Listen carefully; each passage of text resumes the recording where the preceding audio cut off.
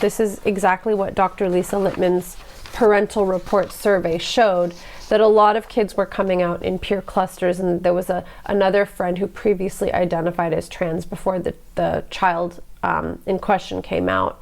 And I've heard some interesting theories that the reason why, in general, social contagions tend to impact teenage and young women much more than they do men, though men can also be impacted by social contagion. That's something I talked about in my ROGD males video.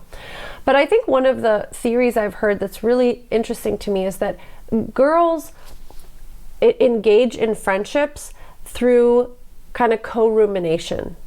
So girls will get together and talk to each other about their troubles, and they will really empathize with each other, and they will kind of merge their identities in a way. And I don't know if you guys have experienced this, but I know when I was a kid, I would, and I probably still do this to some degree, I would start talking like my friends and, kind of dressing like my friends. And girls really do tend to merge with each other. And boys certainly do this too.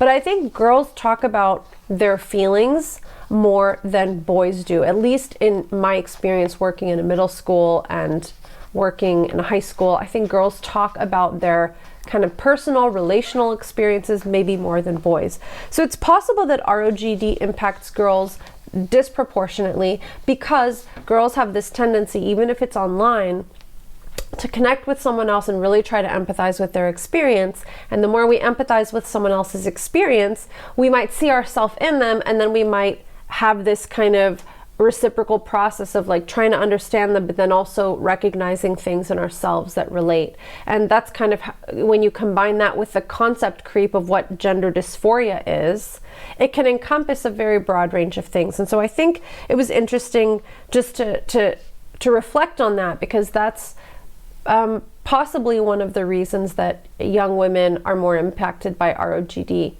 And now with, the way kids connect on the internet, mom said this girl was really addicted to the internet, online all the time. That kind of empathy that is typical of teenage femalehood is just brought into the online space. So it's not like there are totally new rules here. These are old rules with new methods that of course exacerbate certain vulnerabilities and traits in our characters, especially around those teenage years.